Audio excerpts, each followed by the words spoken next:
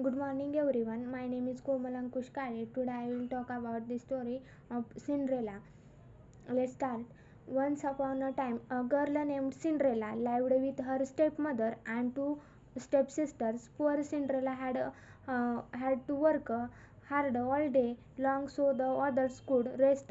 It was she who had to wake up each morning when it was still dark and cold to start the fire. It was she who cooked the meals. It was she who kept the fire going. The poor girl could not stay clean from all the ashes and cinders by the fire. What a mess! Her two stepsisters laughed, and that is why they called her Cinderella. One day, big news came to town. The king and queen were going to have a ball. It was a time for the prince to find a bride. All of you young ladies in the land were invited to come. They were filled with joy. They would wear the most beautiful gowns and fix their hair extra nice. Maybe the prince would like them. At Cindrella house, she now had extra work to do. She had to make two brand new gowns for her stepsisters. Faster, shouted one stepsister. You call that a dress? Screamed the other. Oh dear, said Cinderella. When can I? The stepmother marched into the room. When can you what? Well, said the girl. When will I have time to make up my own dress for the ball? You yelled the stepmother. Who said you were going to the ball? What laugh, said one stepsister. Such a mess. They pointed at Cinderella. All of them laughed. Cinderella said to herself, when they look at me, maybe they see a miss. But I am not that way, and if could, I would go to the ball. Soon the time came for the stepmother and stepsisters to leave for the big party.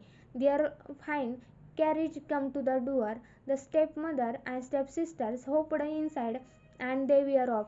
Goodbye, called Cinderella.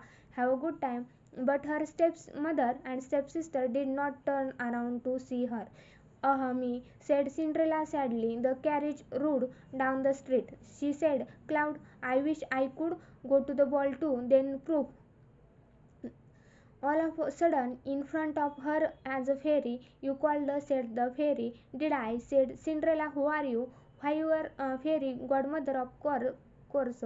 I know your wish and I have come to grant it. But say Cinderella, my wish is impossible. Excuse me, said the fairy godmother in a huff. Did I not just show up out of thin air? Yes, you did, said Cinderella.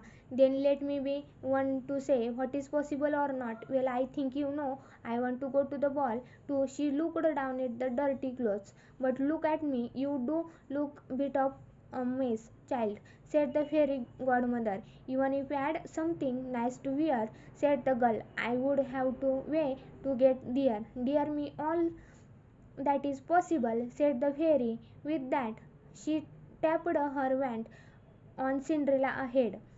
At once, Cinderella was called clean. She was dressed in a beautiful blue gown, her hair set up high on her head inside a golden band. This is wonderful, said Cinderella. Who said I was done, said the fairy godmother. She tapped her wand again, and once beautiful carriage come to be with a driver and four white horses. I am dreaming, said Cinderella, looking around her. It is a real can be, said the fairy godmother. But there is one thing you must know. What is that? All of this lasts only to midnight. Tonight, at the stroke of midnight, it will all be over. Everything will go back to how it was before. Then I must be sure to leave the ball before midnight, said Cinderella. Good idea, said the fair godmother. She stepped back. My work is done, and with that the fairy godmother was gone. Cinderella looked around her.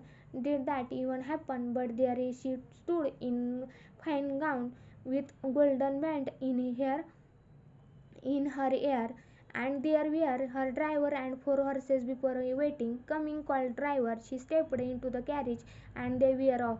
Over at the wall, the prince did not know what to think. Why do you have that sad look on your face. The queen said uh, to her son, "Look around you. You could not ask a finer maidens than this." "I know, mother," said the prince, yet the knew something was wrong. He had met many of young women, yet after he said hello one by one, he could find nothing more to say. "Look," someone pointed to the front door. "Who is that?" All her head turned. Who was that lovely man just stepping down the stairs? She had her head tall, looked his belong, but now it's here. "There is something about her," said the prince to himself. "I will ask her to dance." And we walked over to Cinderella. "Have we met?" said Prince. "I am pleased to meet you now," said Cinderella with a bow. I said the prince, but course the impossible." The prince felt his heart. He and Cinderella danced. When the song was over, danced again. Uh, but all the prince could see was Cinderella. They laughed and talked and they danced some more. In fact, they danced for so long that Cinderella did not see the clock. "Dong," said the clock. Cinderella. "Dong," went clock again. "I must go," said Cinderella. "Don't went clock, but we just me," said the prince. "Why leave now?" Dong rung the clock. "I must go," said Cinderella. She ran stop. "Wait," called the prince. He picked up a glass slipper, rushed out the door. He looked around, foot could not be.